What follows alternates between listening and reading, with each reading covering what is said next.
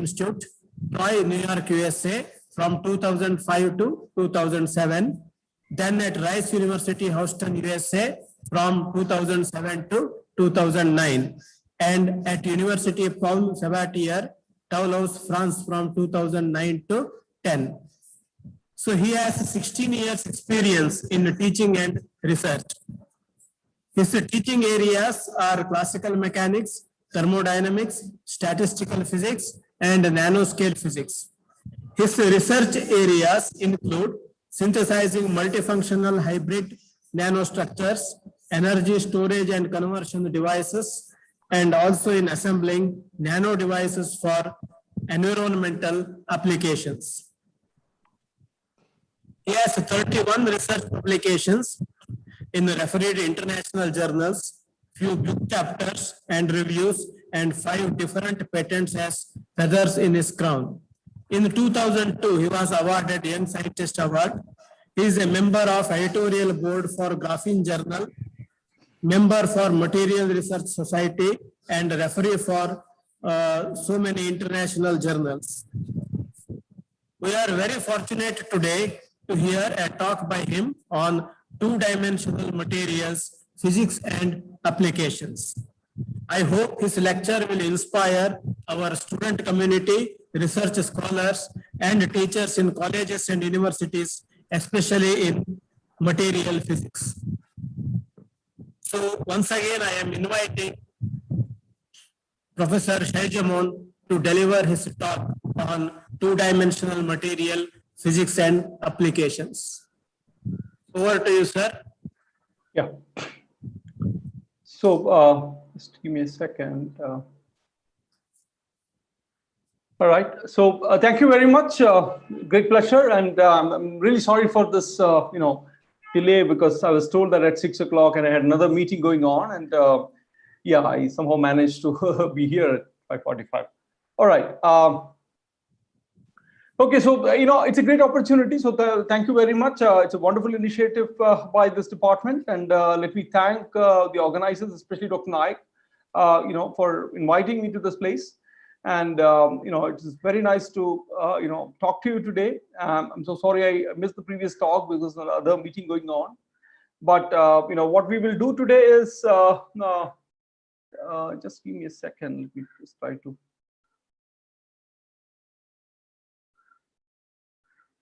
Yeah.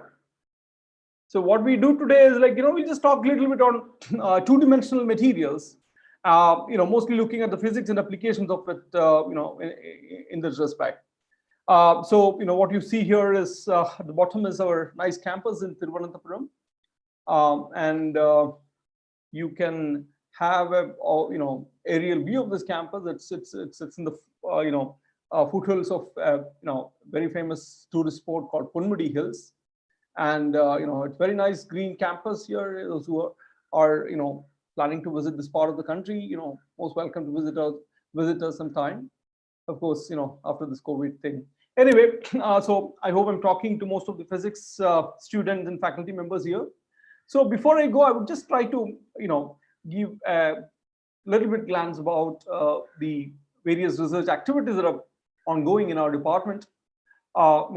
You can see that don't worry about the color codes here, but then you can see that a lot of interest on theoretical physics. We have a very strong theoretical team here, looking mostly at the gravitational physics, condensed matter theory, hard condensed matter. Now we have some particle physicists have joined, and experimental is also quite strong, covering almost all the areas in physics. All the way from condensed matter, soft and hard condensed matter, to light matter interaction. Energy, we have a good core team here. Materials, we work. Quite a lot of people are working on materials, and I belong to this energy materials section here. All right. I think if anybody is interested in knowing more than this, please feel free to write to me or to any of our colleagues, any of my colleagues in the department, about new courses and things like that. All right. So what we try to do today is the plan of the talk today is something like this. With an introduction, we'll move on to talk a little bit about nano. Well, when we say nano, it's certainly beyond my scope to talk more about it. But the essentials for this particular talk will be discussed here today. I'm sure most of you have already been to similar talks, and let's try to look at it. Let's try to look at it. What is required for this, understanding this talk. And when I say two-dimensional materials, again, I mean, this is a very hot topic in material science today all over the world. And I'm sure all of you are aware of graphene. What is more interesting, talking about the discovery of graphene is the fact that, it is beyond graphene materials, like, a class of two-dimensional materials that have caught the attention of researchers all across. And there's been, exciting work going on and has happened in this area, both in terms of fundamental as well as applied research. And we'll try to look at some of these things. Again, the time is limited. The topic is so broad, so I'll limit myself to, certain applications, right? And of course, we'll take you through some recent advances in this area, which are quite exciting, I would say, with some interest on interest on energy. All right, so, as I mentioned, let me just take you through a couple of slides. I'm sure a lot of students are around. This is mostly for the student point of view I'm talking today. When you talk about nanotechnology, nanoscience and technology, nano materials, in fact, right? I think a clear distinction from other branches of science and technology that you see here, is in the extent of imagination or creativity that one could bring in, right? You talk about, materials, you talk about its application, you talk about its fundamental physics, science, right? I think, to take up a research in this direction or in this, area, more than your academic brilliance, this is my personal feeling, and I believe most of the senior faculty members and colleagues would agree to me. I think what is more required here is the level of imagination, right? And, what is the level of creativity that one could bring in? I think that's precisely needed in many of these related research. You can see that sometimes the idea might be very, very simple, right? But how one brings about it, how one, blow it up and, take it to the next level. I think that's the exciting part of this whole science and technology, whole branch of science and technology, so to speak, today. All right. Again, I think, these are something that most of us know, but again, from the student's point of view, I would just share a couple of slides on nano when I said essentials of nano, right? Sort of the take-home message for you to understand, right? So all that we are looking at is like the power of nano. And when I say the power of nano, a couple of things to take home is like the surface area, right? The surface to volume ratio. And that's a very key factor. That's a very key factor. For example, you start from a one cubic centimeter material, solid material, and you start breaking down into smaller and smaller particles, right?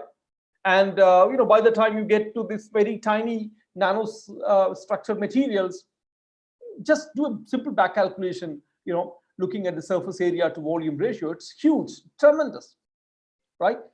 And that takes us to very, very exciting and interesting and intriguing properties of these nanomaterials. And most of you are very familiar with, sort of these, superlative or very intriguing properties of nanomaterials.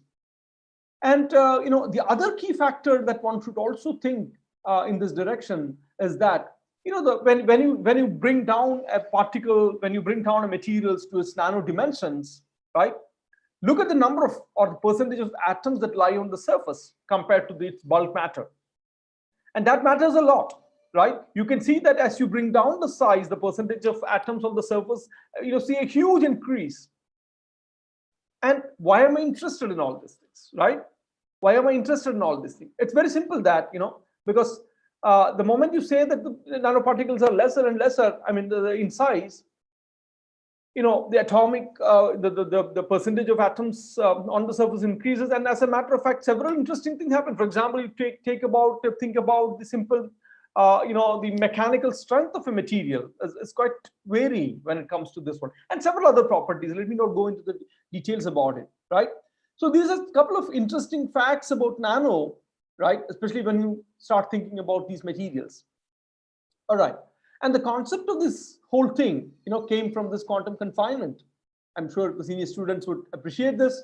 So you start from a bulk 3D, I can think about squeezing this 3D material to get a two-dimensional material, right?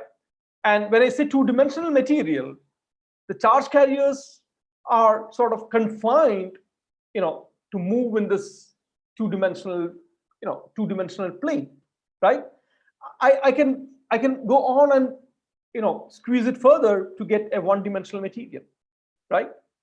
Okay, and further to a zero-dimensional material, right?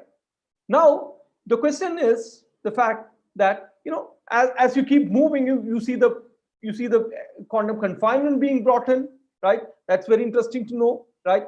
And there are implications in the case of density of states and things like that, which I'm not going to detail. But then before I move into these materials, right, let's start from very general understanding about condensed matter, right?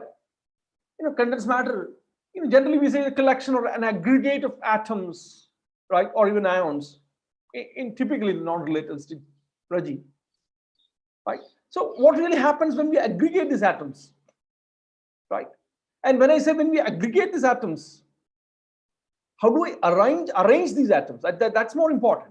For example, you take the case of a simple carbon, right? Element carbon. It's a very, very interesting element in the periodic table. It's just the chemical genius of this carbon, if you look at it, right? It can exist in different forms. Of course, we've studied in earlier classes like the allotropes of carbon, like mostly, at least when we were doing the textbooks, it was mostly graphite and diamond, right? Think about it. Think about the properties of these carbon, the properties of these two allotropes of carbon, the same carbon. It is made of the same carbon, but then the arrangement of carbon atoms in these two materials are quite different. And that leads to almost completely, diametrically opposite properties. For example, one is a soft material, the other is a hard material. One is semi-metallic in nature, the other is insulating in nature, right? You can list down sp2 bonded, sp3 bonded, and you can move on with its different properties, right? So that's quite exciting to look at it. And when we move closer to understand the carbon family as such, right? This is what I said, this family has grown, right? This family has grown from a two-member family in the earlier days, like with graphite and diamond. It has grown beyond that. And now we have the one-dimensional counterpart of it called carbon nanotubes.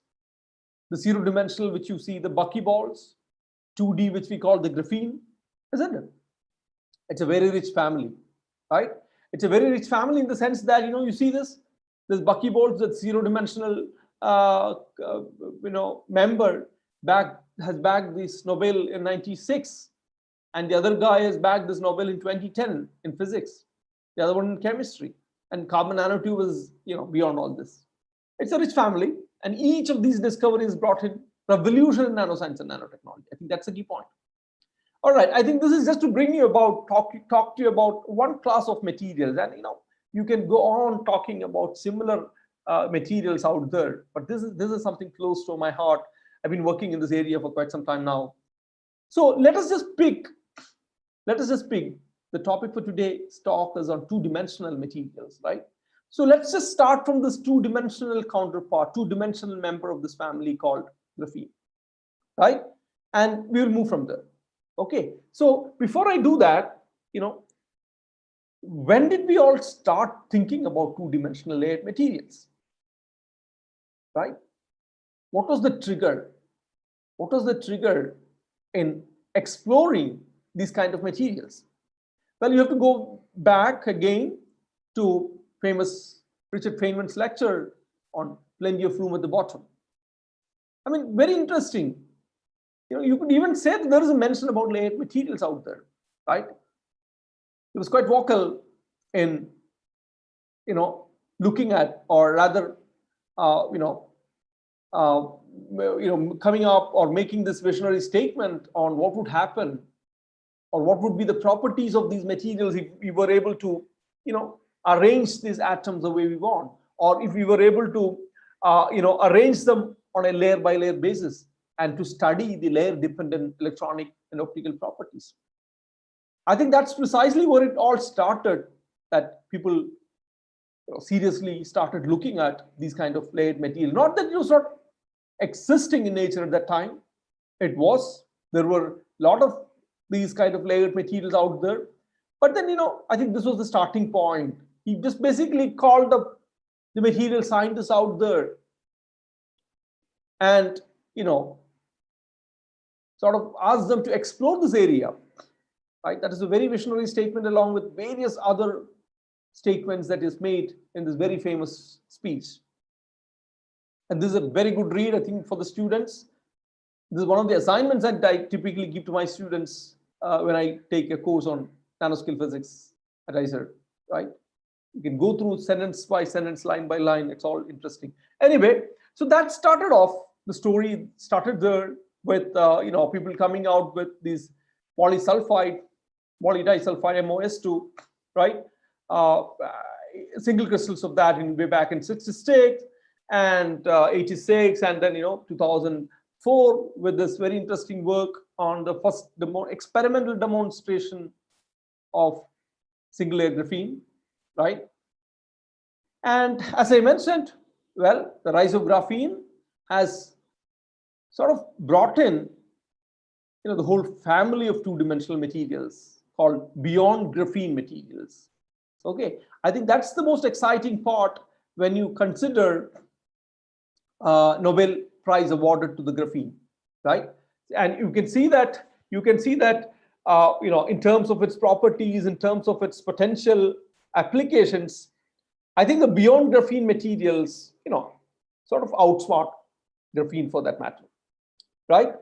Anyway, so as most of you know, graphene has been, first experimental observation has been made by these two gentlemen, for which they bagged the Nobel Prize, right?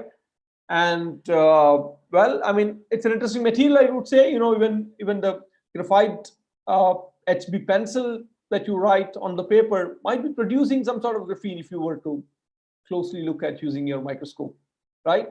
You might be, while you're writing on your paper, you might be synthesizing, you might be creating these graphene layers, simple few layered graphene layers on the paper, right? All right. Well, I mean, I think there's quite a lot to talk about its fundamental, properties, right? Talking about the Dirac, the semi-metallic behavior and things like that. I'm not going into details about it today because I thought rather I would spend a little more time on the experimental aspects of it, the application point of view, right? Those who are interested can talk to me later. I would be happy to share some thoughts on that later, right? Okay, so I think it all began around early 2000, all across the world. I think people have been working on this area. Most of the nanomaterials people have been working, I think that's what the graphene, era at that time. And well, and these were the lucky guys who could make it just by using a scotch tape, basically taking a, highly oriented pyrolytic graphite, HOPG, a clean surface, and stick a tape, peel it off, right? The top like 100 layers come along with it, with your tape, right? Stick the tape on another very smooth surface like the silicon dioxide or the silicon wafer. Take it out, repeat this process like 50 to 100 times. Finally, to get one single layer of graphene onto that surface, right? Imagine how small it is. You're talking about atomic limit. You're talking about the limit in terms of the thickness of the material. That's probably the thinnest that you can ever think of as of now. Atomic level, that's the limit, right? And of course, coming to how to synthesize these, well, I think these kind of mechanical exfoliation is not going to take you anywhere, except that these could be used for some fundamental studies, making some proof of concept transistor devices or FETs, not beyond that, right? Because you need larger quantities, because you're talking about properties that are superlative in nature compared to any other materials, right? because you're projecting this material to be probably the toughest material out there, tougher than steel. You're projecting this material to be used in composites for making airplanes, replacing your carbon fiber. And for that, you need larger quantities of materials, right? So people resorted to some other methods, like a simple technique, something called a chemical exfoliation route, which means like, you take graphite, think about something like a, textbook or notebook or something, and all that you wanted to do is like apply some energy, use some energy, apply some energy, peel off this one, exfoliate these sheets, right? I can do this in a simple chemical route where just you oxidize this material, add some permanganate or add some acids, so that you oxidize these sheets. There will be all these functional groups as marked here, nicely coming up on each sheets, right? And the moment these functional groups get attached to it, you can see that, think about it, right? You have this hundreds of layers of these papers in your notebook. If something kind of start accumulating on these layers, obviously, these tend to fall apart, right? Okay, so means like there could be some separation between these layers already happened because of this presence of these functional groups. And then it will be much easier to exfoliate it. Just do a sonication, it gets exfoliated. But then the exfoliated sheets will have these kind of, these kind of functional groups attached to it, and we call this as a graphene oxide. Okay, we call it as a graphene oxide. Of course, I can get to the graphene just by reducing it in whatever ways that you can. Okay, using some hydrazine or simple heating at 300 degrees Celsius will take you there. And the graphene that you obtain these two is typically called as reduced graphene oxide, because you get it from the graphene oxide by a reduction process. It's called reduced graphene oxide. It's very similar to the graphene, except the fact that this might be a little more defective in nature, because it is going through certain, very vigorous process, like acid treatment and things like that, which leaves you with some defects on this material. Doesn't matter, because as long as you're using for particular applications, it goes well, right? So that's one way of looking at it.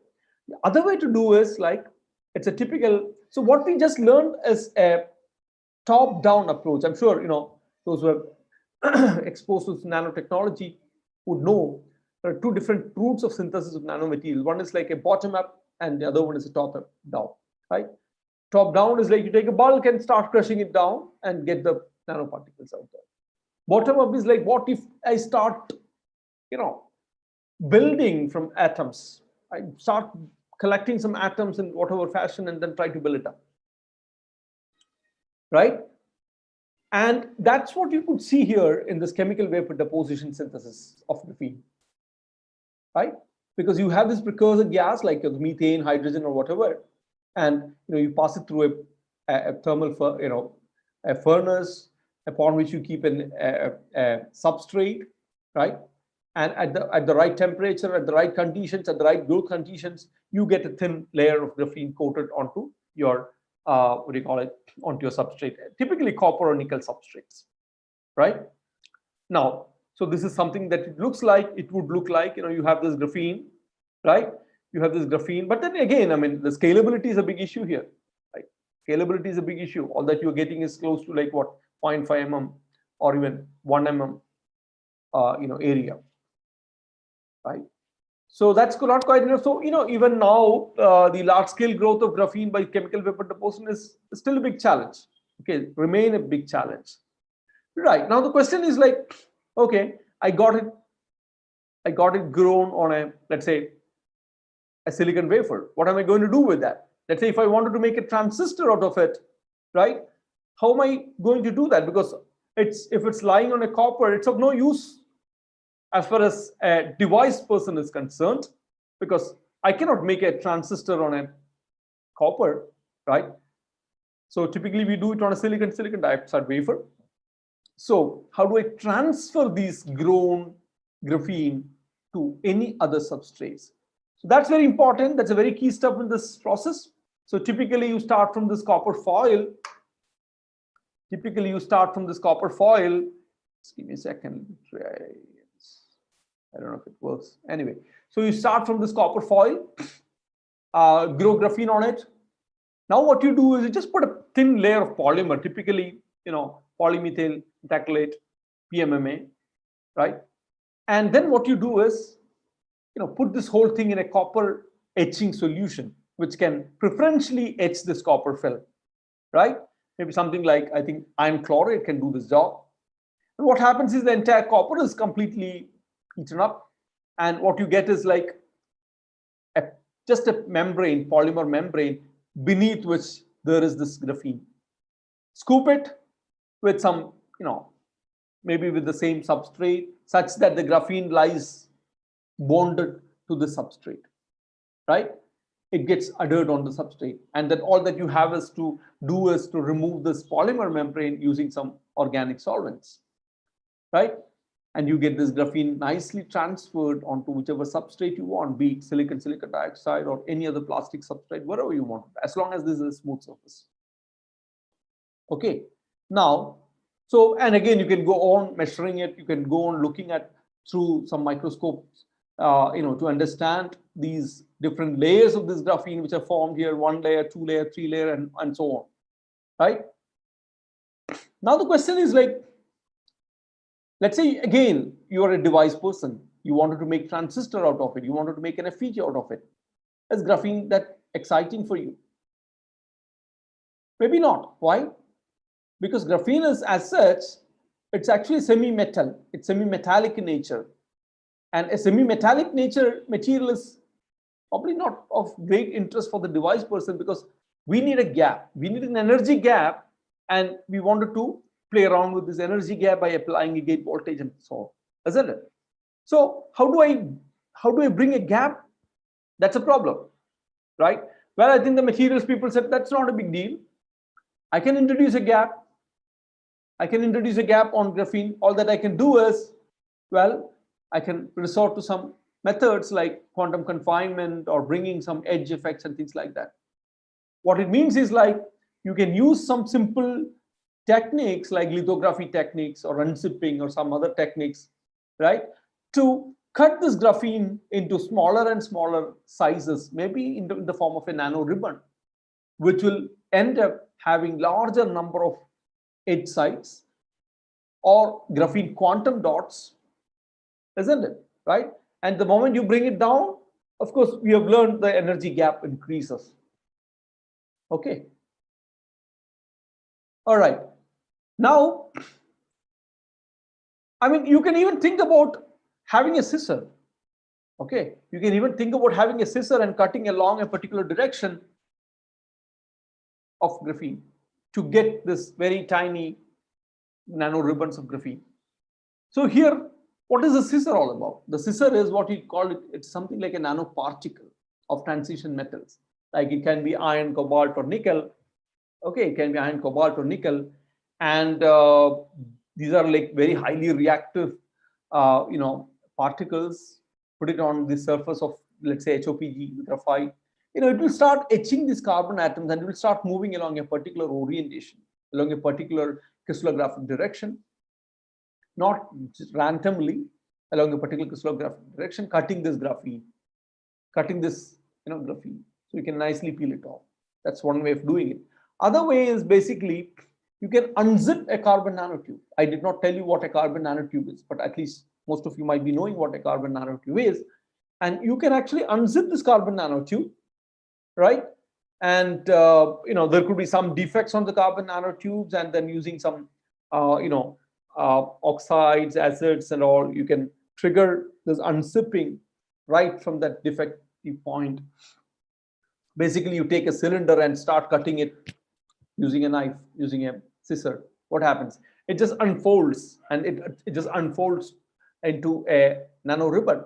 Isn't it? Why? Because the nanotube diameter itself is nano to start with. So of course, if you unzip it, you will get nothing short than a ribbon, right? So that's another way of looking at it. So I think I just gave you some brief idea about graphene, some of its areas of application. Now let's move on. Okay, let's move on to know a bit more about beyond graphene materials. like the two-dimensional layered beyond graphene materials, right? So what happened is, like, when people have been exploring, when people have been looking at these graphite materials or graphene materials, right?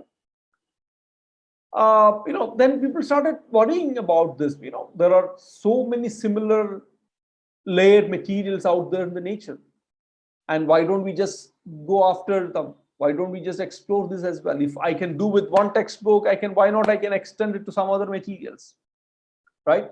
That was the simple basis, right? People went about exploring other materials which are layered, and now, interestingly, if you look back, it's quite a lot of similar layered materials out there, the whole family of two-dimensional layered materials there, and quite exciting, interesting to see that even this, monometallic or mono-elemental materials are being exfoliated these days. You call it like silicene, germanine, stannine, antimonine, selenine, and things, so on and so forth, right? And even the oxides, for example, like iron oxide or cobalt hydroxide, these are layered materials, and you can even think of exfoliating all these layered materials into, delaminating it to get these nanostructure materials. Okay. So the list is again quite long, right? And the area is becoming broader and broader. I would myself confine to a particular class of material here when I say beyond 2D materials. That is something on these kind of, transition metal dichalcogenides. Okay. And, these are perfectly layered material, very similar to graphite, except that, instead of one atomic thickness of carbon, you have 3 atoms here. It's basically, each layer is a sandwich layer, right? Where you have this transition metal like molybdenum or tungsten sandwiched between 2 chalcogenides. That's what it's called, transition metal dichalcogenides. So each layer is separated again with a van der Waals gap, with the van der Waals force of attraction between the layers, very similar to what you see in graphite, right? And talking about, let's say, molysulfide, essentially it comes in 2 forms. One is a semi-conducting material, which is like a 2HMOS2, which is the most stable material. And the other is a metallic variant, which is called 1T-MOS2, which is not that stable because, you slightly increase the temperature or bring in some, external factors like pressure or something, strain or something, it just switches back to its, a most stable nature, which is like the 2HMOS2, right? And from a physics point of view, it's quite exciting. This is what I told you. Compared to graphene, even the fundamental physics is even more exciting in these kind of materials than graphene, right? Because interestingly, you can see that the bulk material are typically, these are like indirect band gap semiconductors. Okay, indirect band gap I'm sure most of you know what is a direct band gap and indirect band gap semiconductor. And the moment you start thinning down, as you move from a bulk material to a monolayer of that material, you can see that there is a shift from indirect to direct band gap. And that's very interesting for an optoelectronic device person from that point of view, right? Okay, there's all sort of these layer dependent, properties coming into play, and all various things are happening there. And just moving to the synthesis of these materials, the growth techniques explored there. Essentially, whatever that has been talked about in graphene synthesis, it's just getting translated to this material as well. Nothing new, right? We talked about chemical vapor deposition. We talked about chemical solution process, right? We talked about electrochemical exfoliation process. Everything is just an adaptation of whatever we study, we use for graphene, being brought back to this place as well. Okay, so, and the other one interesting thing that is, very unique to this particular transition method dichalcogenic synthesis is it's something called a lithium intercalation, basically, right? So think about it, you have these layered material, and if I were to intercalate alkali metals between these layers, like lithium or sodium, mostly lithium, right? You can say that it can basically trigger this exfoliation, right? And during this process, what happens is it imparts, right, a charge to it. Basically, it will increase the number of electrons, and the whole material that you get, exfoliated material that you get, becomes more conducting in nature, more metallic in nature. That way you form basically the 1T variant of this material using this typical synthesis process. Even if you start from a 2H, you can move on to a 1T material out there. And coming to the application, that is something that we wanted to look at it with a focus on energy or catalysis here. A lot of these optoelectronic and electronic applications have been of great interest with these materials, like field effect transistors and other optoelectronic applications. Apart from that, there has been quite a lot of interest in catalytic application. When I say catalytic application, it's mostly photo or electrocatalysis. And that too, the major focus has been on energy conversion, right? Using using it for hydrogen generation, oxygen generation, and so on, right? We can generate hydrogen, we can generate oxygen using either applying an electric field or applying just using sunlight, photocatalysis. And that's something that we have been looking at over the years. So I will try to focus a little bit on that in the coming slides on the rest of the talk, right? So before I take you there, one has to understand this background, right? When I say all this electrocatalysis, okay. So the background is simple. You're talking about an energy cycle there. Now I'm slowly getting into the energy applications. And what is that energy cycle talk about? Well, you have something called an electrolysis cell with which you generate these so-called fuels like hydrogen or oxygen, for which you need some catalyst. Okay, for which you need some catalyst. There are different reactions occurring, like hydrogen evolution reaction, HER, oxygen evolution reaction, OER. And then it is coupled with another device which is called a fuel cell, or maybe some other batteries, wherein these produced fuels are fed to this device to convert that fuel into useful forms of energy, electricity, right? So the second one that you're talking about is basically a conversion device, converting a chemical energy, a chemical energy into electrical energy.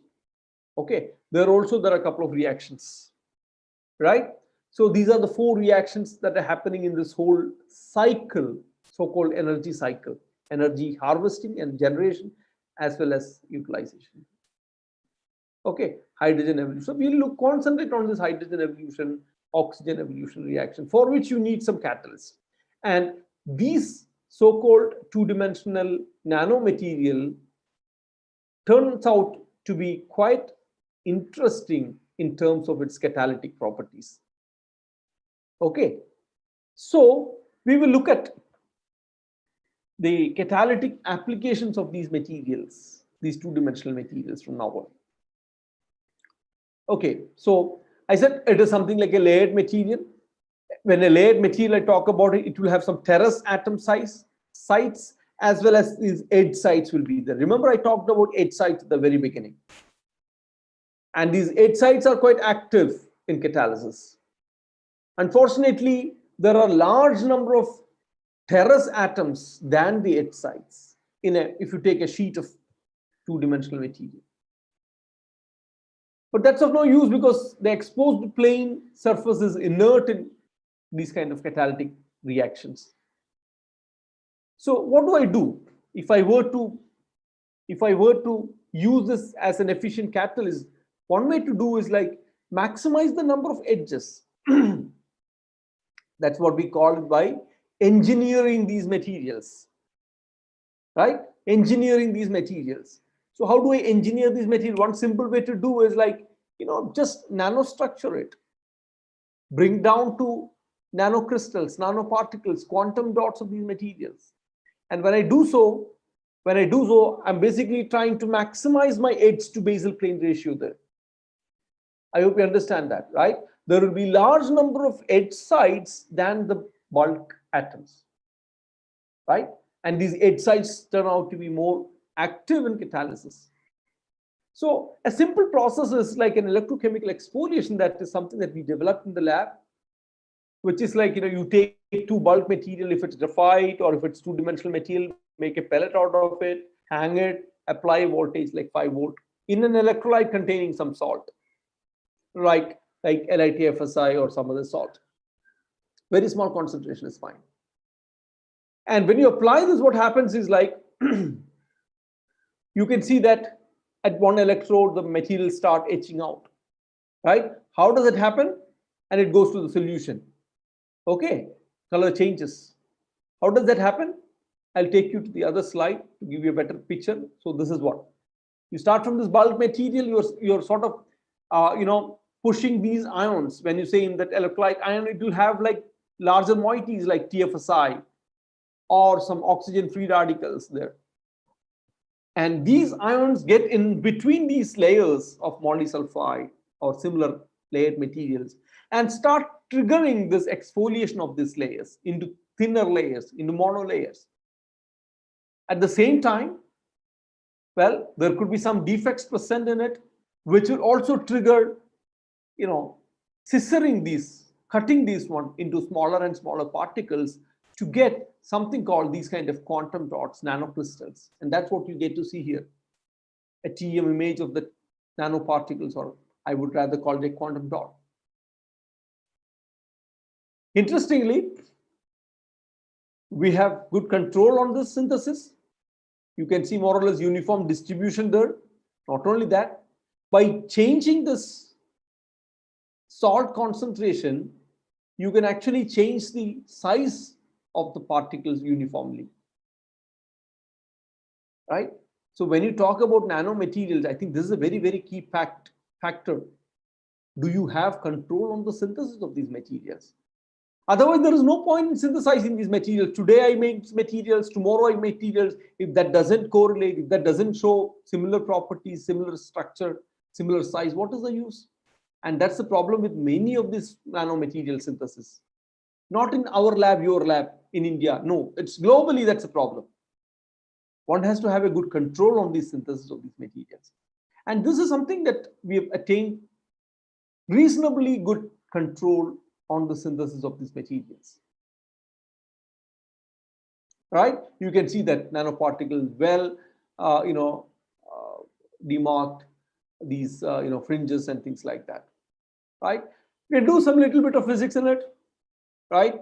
You can do some excitation dependent photoluminescent studies, and you can see that there's a shift because of these defect size there.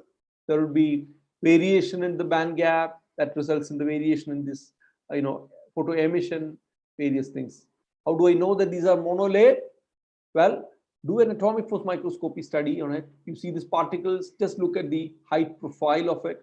And what you see height profile is something like 0.6 to 0.8 nanometer, which corresponds to one layer of these molysulfide material, right? When I say one layer, it has a sandwich layer. It has 3 atoms.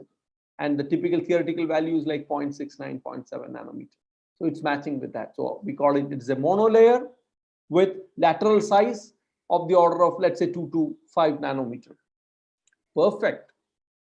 It's a perfect size for these kind of applications because very small in nature, maximized edge to basal plane ratio, larger number of edge sites available, which are quite active for your catalysis. What more you want?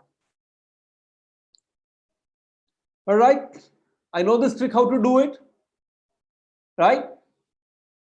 And if I'm clever, I can extend this to various other regimes. Like for instance, what I said is, instead of keeping two similar electrodes, pellets, what if I replace a cathode, one of these electrode, with a conducting substrate like copper or some other conducting substrate? Then what happens is, these particles are charged as it when comes out of it, these nanoparticles, it sees an oppositely charged electrode, it just gets deposited electrophoretically onto that one. Right? Now, can you make use of that concept here? Right? Can you make use of that concept here by replacing that counter electrode with, let's say, an ITO or an FTO, so that I get all my nanoparticles directly deposited onto the substrate, this conducting substrate? I'm sure there are people who are working on photovoltaic solar cells. This might be quite interesting. You get your MOS to molysulfide nanocrystals, nanoparticles, quantum dots directly deposited onto your FTU. Now you can go on depositing other layers onto it. Or you can think of putting this on a graphene carbon nanotube film, or even like a three-dimensional porous conducting forms like nickel forms. It nicely get deposited into it and use it for whatever applications, energy application, be it an electrode for your batteries, capacitors, or use it for some catalytic applications. For instance, you see, this is a very flexible film, and what it has is layers of these graphene, like paper sheets, isn't it? Each layer is like a few layer graphene, and in between we have sandwiched some carbon nanotubes to it. And this flexible film, if I keep it as a cathode here, what happens is that all these synthesized nanoparticles of my 2D material would get directly deposited onto these sheets, onto these conducting sheets. Then I can use it for whatever application that I'm thinking of. And it is not just these materials that I can exfoliate using this technique. As I mentioned in the beginning, you take some other layered materials, like for example oxides, like cobalt hydroxide, which is a layered material, and typically it has this hexagonal platelet form in the bulk, right? Put these in a solution, dip two platinum electrodes, apply some potential like 5 volt. You can see that the same process happens here also, right? There could be some intercalation, and then what you get to see here is this. You see, nice hexagonal sheet started cracking down, started delaminating, because these oxygen free radicals and other moieties get in that, intercalates in it, and started delaminating into smaller and smaller particles, as you get to see here. So anything is possible. Any layered materials one could do the similar way, right? Now, what are other means of achieving improved efficiency for the catalysis, right? Is it just, again, it comes under engineering of these materials. I just showed you one very simple established route of engineering: nanostructure it, bring down the size. Other way of doing it is like, can we not dope it? Can we not dope it, let's say with oxygen? Can you not incorporate some oxygen as a dopant, right? Replacing some sulfur sites. Yes, it's possible, and that would lead to much improved catalytic properties. Okay. For again, hydrogen evolution reaction and so on. I'm not going to detail, but just take you there. You can go on doping it some other means, heavy dope it. Sometimes it just changes completely to some other oxide forms like oxysulfides and things like that. Anyway, there are a lot of possibilities out there in terms of engineering these materials so as to maximize, improve, enhance its efficiency, right? I'll slightly switch gear now to talk a little bit about chemical vapor deposition grown layered materials, right? I told you earlier, graphene, for instance, we can do a bottom-up approach, starting from atoms, letting it arrange by themselves, giving some energy, and getting a nice two-dimensional layered structure out there. A similar concept here, I do use a chemical vapor deposition technique here. And when I say atoms, in a molysulfide like molybdenum and sulfur, you need atoms of sulfur, you need more atoms of molybdenum. Let them interact, let them react in this exotic condition, and get these layered materials grown there. Right? That's as simple as that. You do it at something like an elevated temperature of like 800 to 1050 degrees C. Right? There should be some carrier gas to take these vapors around, and you have these substrates upon which these materials are grown. And look at this nice morphology that you get by slightly tweaking the conditions, isn't it? Trigonal shaped, hexagonal shaped, and you see this very nicely arranged spiral domains. And the spiral is very similar to your spiral staircase one can think of it. You have probably noticed some spiral staircase in some shopping mall and all, isn't it? Or some older houses, old colleges and things like that. So what you do, you just have one layer, and then you're not breaking it. The same layer just continue going up and up. That's a very interesting morphology that we got. You can characterize this. You can look at through scanning electron microscope. You can do a Raman mapping to understand this. Photoluminescence, you can look at it. Again, let me not go into details of all these things, but yes, it is possible to characterize all these things using these techniques out there, right? Now,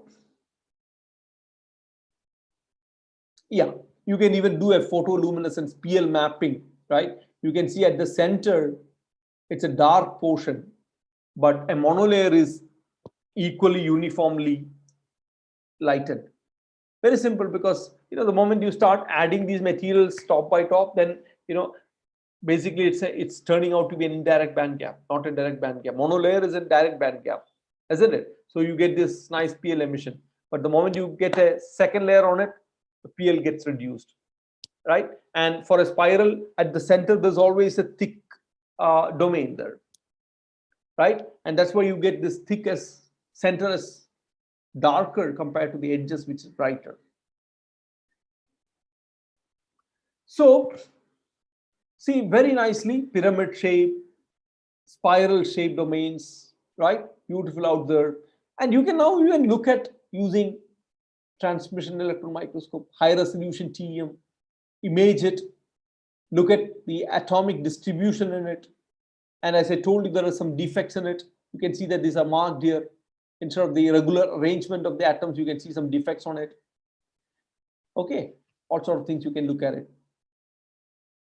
All right. Now you might be wondering how these are formed, right? How does one get these spiral domains out there? Again, it's something called, it's a defect induced growth, something called a screw dislocation driven growth, we call it. That's the understanding that we have.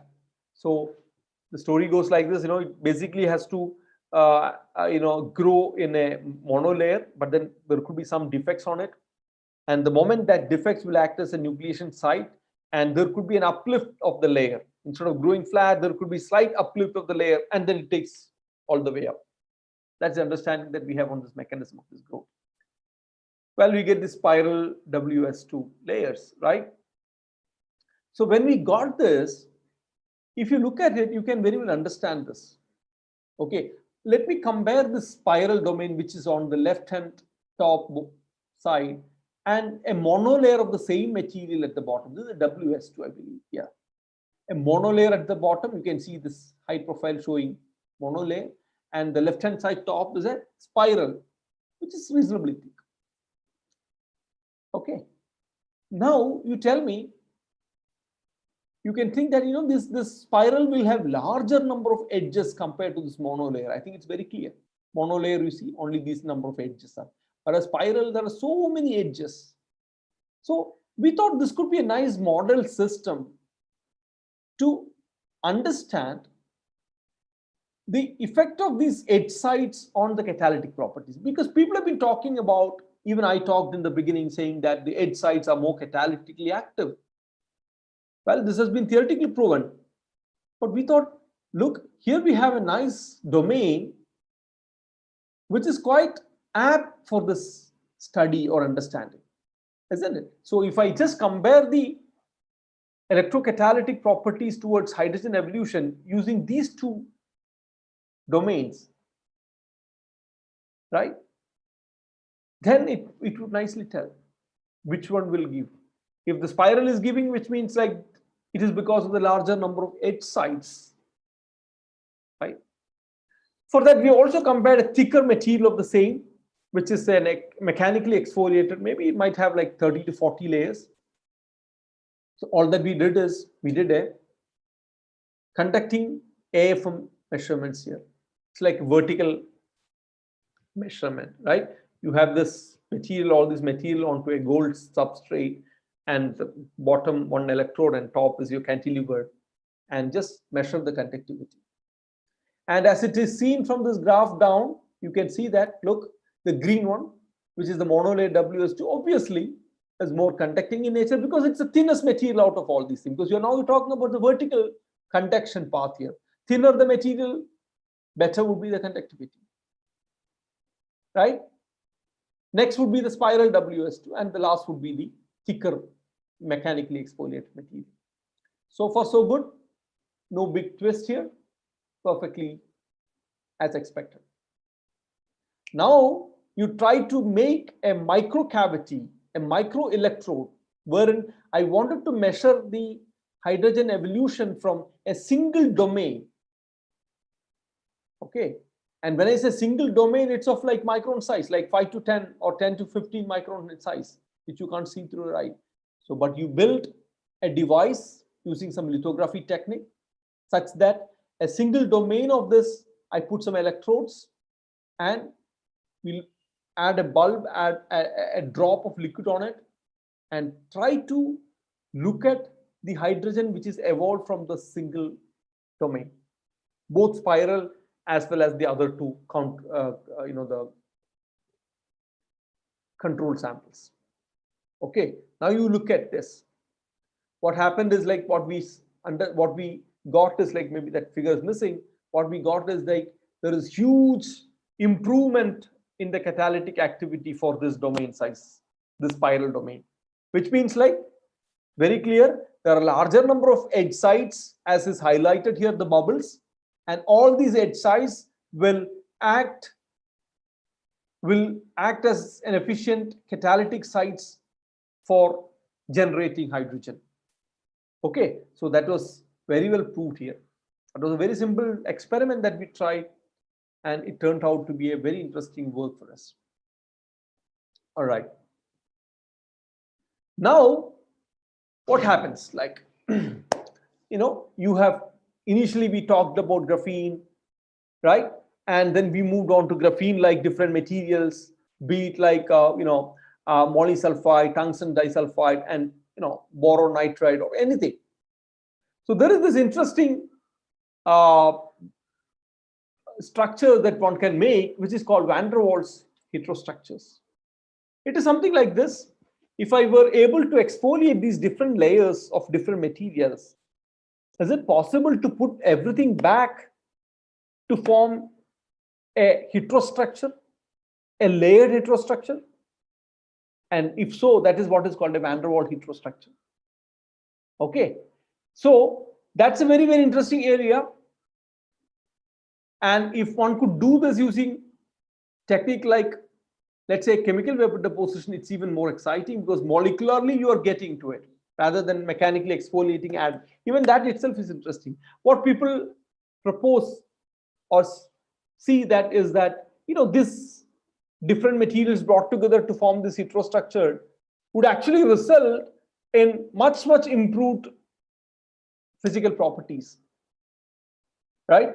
So you can try to bring in an insulating HBN layer, it's a conducting graphene layer, a semi-conducting MOS2, and you can actually make a device, probably a thinnest capacitor, thinnest battery, you can make it using, right? So it's like a playground. Okay, it's like a playground out there right? And very recently, I'm sure you would have heard about this, something, a new branch which is sort of coming up. It's called Twistronics. Idea is like, I start from one layer of, let's say, graphene, and put another layer of graphene onto it. And by some means, if I were able to twist the top layer, rotate the top layer at varying angles, then people have noticed that at a particular angle, which is we call the magic angle, the whole thing becomes superconducting in nature. That's a very, very exciting property, very, very interesting result, right? So beautiful, actually. Once it rotates and forms, you can see that it forms some sort of superstructures, right? So a lot of things one could do, one could explore, and it's a very, very vast playground out there. Or it's something like talking to the kids, right? You somehow put two kids inside a room and give them a bag of these kind of Lego blocks. I'm sure would be interesting to just stay aside and watch how these kids play. Same set of Lego blocks, give it to them. Let us see how they make and what they make. Somebody, depending upon the creativity, imagination, the level of imagination, might be just doing something very exotic, very crazy stuff out there, right? So that's exactly what I began with saying. This kind of this branch of science and technology, nanoscience and nanotechnology, would need more of your intelligence, more of your creativity, more of your imagination than the academic brilliance here, right? It's very similar. You have these vast number of layered materials out there. It is just you go into the playground and just pick and choose these layered materials and try to make devices out of it, right? Just depending on your imagination. Okay, so it's an exciting field. Absolutely, it's an exciting field. So one could actually play around with these nanomaterials, with these layered materials out there, to come up with your own imaginative, in your imaginative world, and interesting device properties would come there on.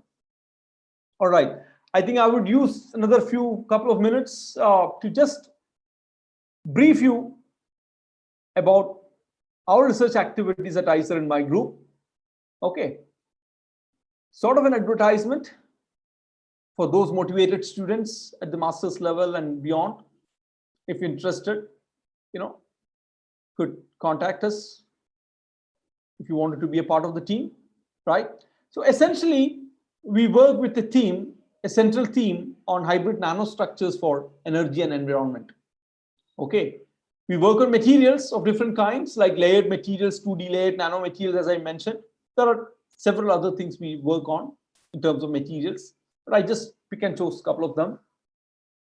We do make some functional materials, multifunctional materials out of it, and use it for applications like batteries, rechargeable batteries, capacitors, different types of energy storage devices. And the other one, which I just mentioned about using them as catalysts for these applications like hydrogen oxygen evolution. And we do have some interest on environmental applications like making materials, fabricating, designing materials that could capture carbon dioxide.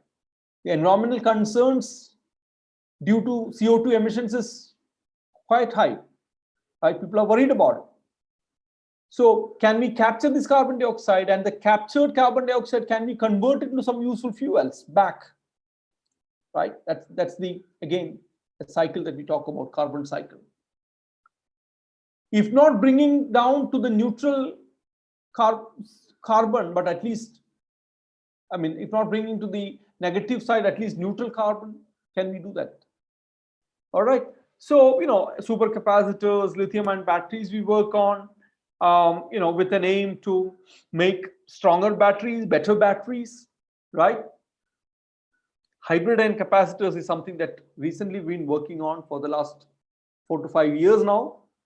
Basically combining a battery with a capacitor, combining energy and power. This is very important for the vehicular applications. You know that, electrically driven vehicles are the order of the day, and people are really looking at improving the efficiency of these batteries, right? And one of the major focus, or the only way, is basically to bring in some materials revolution there and bring in some new materials, efficient materials out there, so that you can think about making, let's say, a functional or a structural batteries which can fit into your car, so that I don't have to carry your batteries beneath your car seat. Let the battery just be embedded onto the car structure. That's called some structural batteries. Or make it flexible completely, so that I can think of flexible devices. Like why not make your mobile phone completely flexible, so that you can just fold it in your pocket and go, rather than this rectangular piece. It's just the batteries. Whole electronics can be easily made into flexible nature, right? Somehow the batteries still haven't got to that stage. So can you think about flexible batteries? These are something that we look at, right? The other important area that we are quite interested in working is on designing next generation nanoscale devices. When I say nanoscale devices, there's been a lot of excitement and excitement or advancement in electronics industries, right? These days people start talking about nanocircuits, not microscale, nanocircuits or nano devices.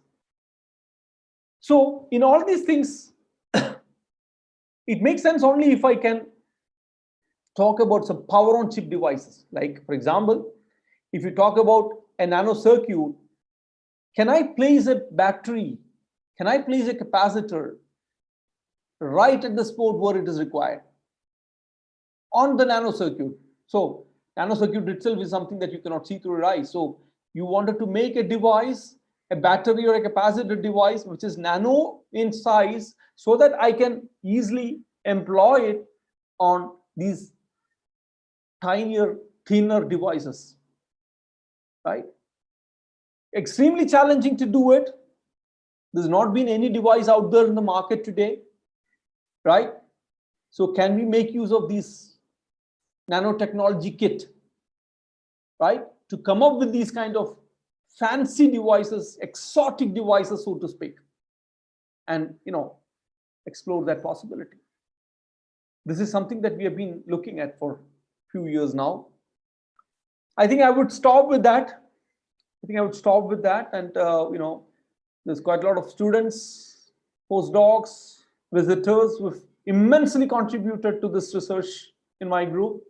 So let me take this moment to acknowledge them, apart from the various funding that we get from various sources, both government as well as industry, because it involves a lot of money as well, carrying out research in these cutting edge area. Okay, so thanks again. Thank you very much for listening. And I would hand it over back to the organizers, and would be very happy to take some questions and address some of your concerns in this. Thank you. Yes, thank you, Dr. M.M. Shahijmoon, sir. Now the session is open for questions. Participants can ask any kind of doubts and questions regarding the two-dimensional materials, what he has just talked for an hour. Please, questions, please.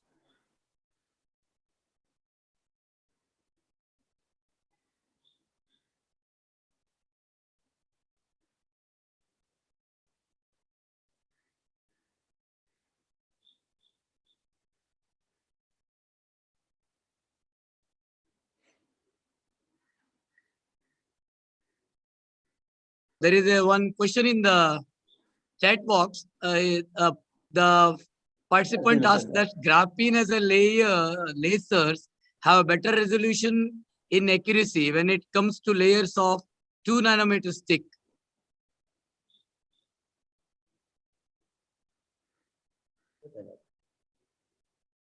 Oh, okay, there's a question that CVD technique, copper substrate, are there any laser technique to synthesize fabricate graphene as laser effect?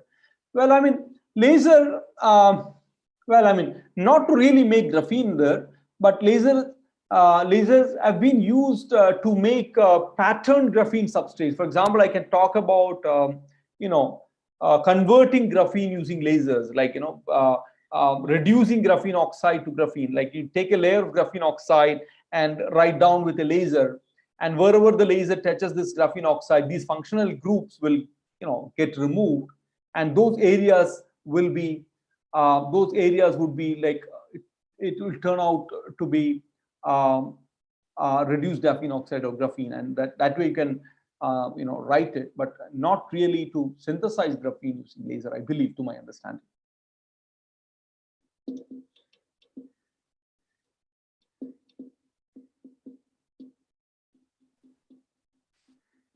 I think I see another question there, there on phosphorine. How is it useful in battery application?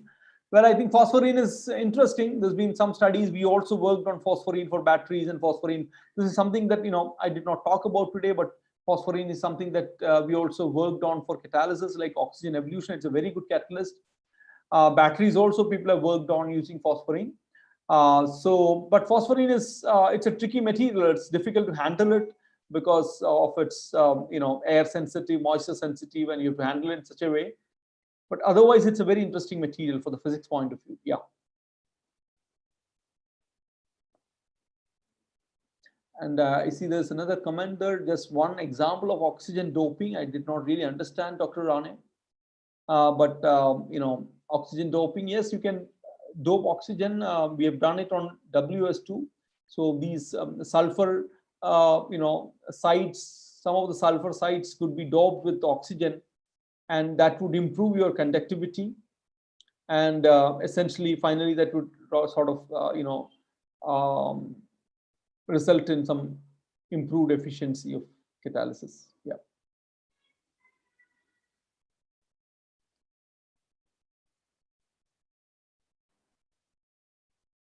Any more questions? Please ask, or just type in the chat box. Yeah, you can unmute if the organizers permit, and then ask questions. At least the students sitting out there would be interesting to talk to you, interact with you.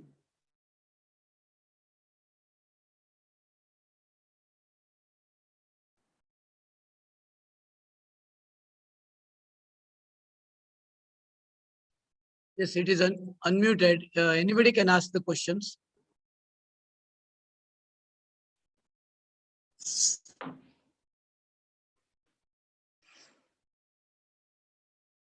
Participants can ask directly or type a question in the chat box, please.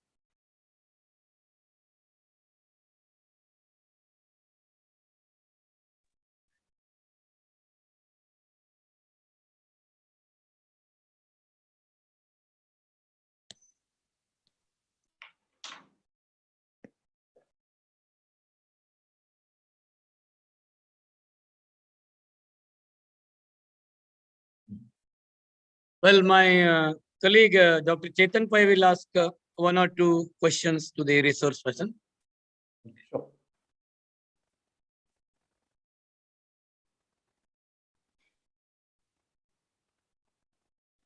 Sir, you talked about monolayer and multi-layer growth.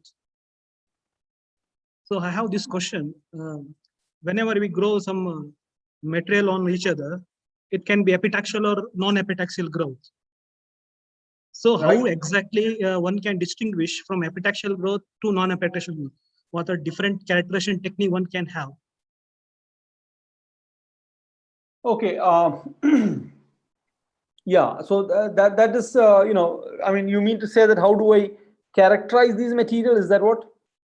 Yeah, I want to distinguish. I just grown some material, and I want to know whether that is epitaxial growth or non-epitaxial, ordered growth or non-epitaxial growth. That's what I wanted to know. How exactly? Yeah, I understand. I understand. Maybe I don't know. Maybe a high resolution. Again, if it's layered materials and looking at the intersection would be one way to look at it. I believe I've not done anything on that, so I may not be able to completely answer that question. But then I believe sort of looking at the intersection would be something that you can look at it, especially when it is like a looking at a high resolution TEM or something. Other than that, or I probably will have to do some edges or something to look at an AFM imaging or something. I am not Whether- aware. Whether photoluminescence can give some idea about epitaxial and non-epitaxial? I'm not very sure about it, so I'm not really sure about it. Sorry, I can probably get back to you because it's something which is out of my domain. Yeah, but I can get back to you if required. Yeah. You continue.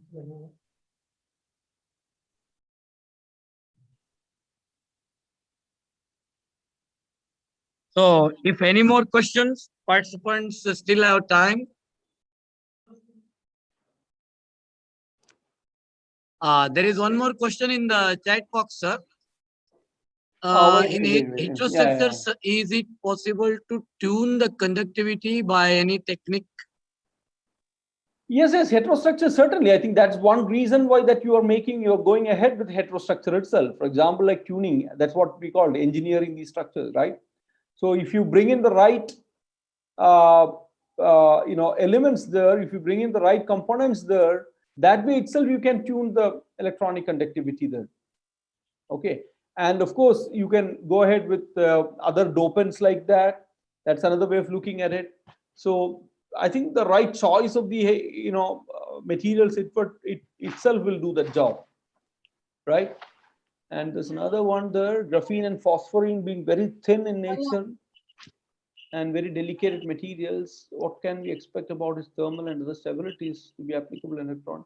I mean, these are all quite stable. I think thermal stability, mechanical stability is all tested there for all these structures like graphene or phosphorine. But yeah, I mean, it has this problem. Phosphorine is a little bit tricky. Especially it just gets oxidized very soon upon exposure to moisture or air. So that's a tricky thing to look at it. So typically what people do is these kind of things. The moment they lay it on a surface, immediately they put an insulating layer, a thin layer, like let's say hexagonal boron nitride, right, to passivate the surface. So whenever people are working on these kind of layered materials, the point is well mentioned here. So you put a layer of hexagonal boron nitride layer so that it just passivates and further no oxidation will be there and it will be stable there. That's a trick, that's a way people address that issue.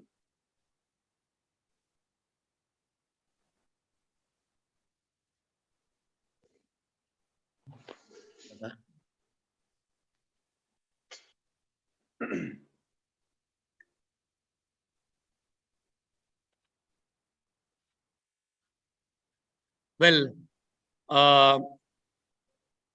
we are very grateful to Dr. Nikhil Gupta and Dr. M.M. Shahijmun for their valid talks in our international webinar in physics and materials.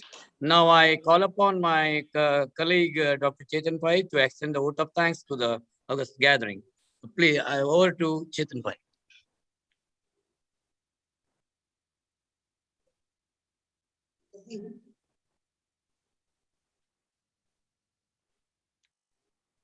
So there is one more question, I think. What's the difference between multi-wall carbon nanotube and reduced graphene oxide? Oh, I mean, these are something very different. Multi-wall carbon nanotube is like, you have a cylindrical, carbon basically, right? Of which, so something like you take like three pages from a notebook, right? Or 10 pages from a notebook together. And if you roll that 10 pages to form a cylinder, exactly the edge-to-edge matching, you get a cylinder, right? And now imagine each page is a graphene sheet.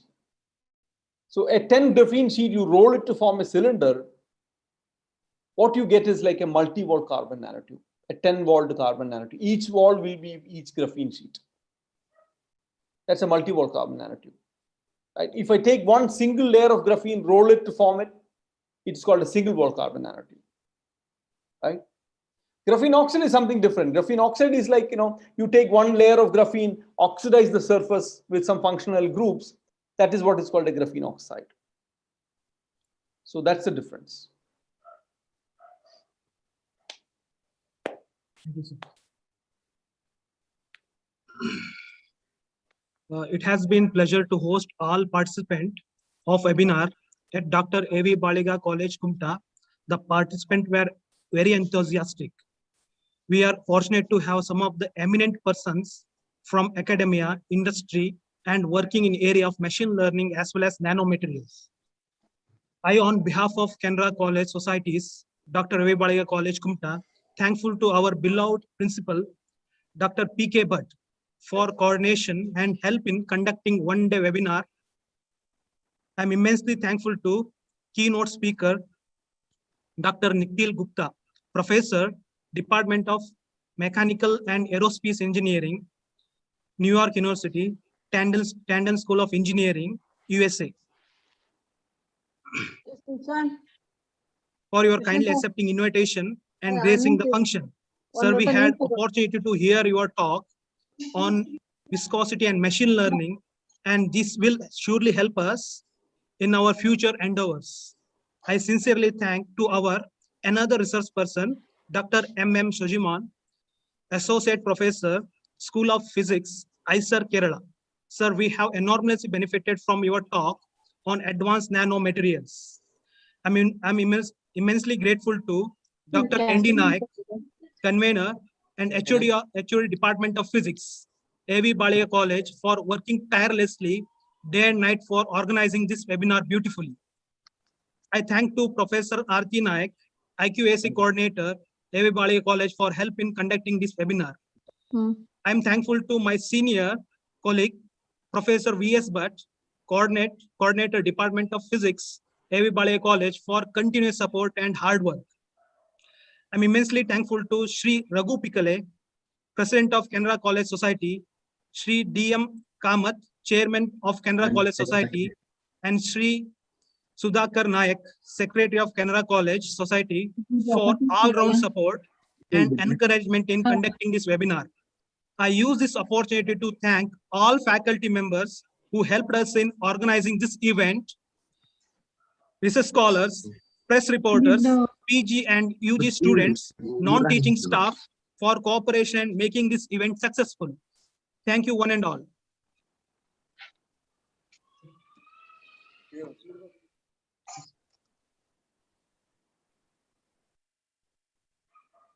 So it is my privilege to say goodbye to you all. And you're all the people made our function very colorful and successful. Now we will put the feedback link in the chat box, so you can go on filling that, and you will get 100 e-certificates daily from today night. So if anything, any mistakes will come out, we will rectify it. I think no mistakes will come out. And I will put the feedback on the webinar group also, so that you can fill up slowly and submit it today, tomorrow, and day after tomorrow, so that you will receive your e-certificates to the email ID you have given. Okay. So if you have given you have been given a correct email ID, you will get it. So thank you one and all. And I am just saying goodbye to Dr. Nikhil Gupta and Dr. Shaijimun for their kind cooperation. Thank you very much. Thank you very much. Yeah. Bye-bye. And I again say bye to all the participants before I end the meeting. We will put the feedback shortly on the chat box. Please wait for 10 minutes.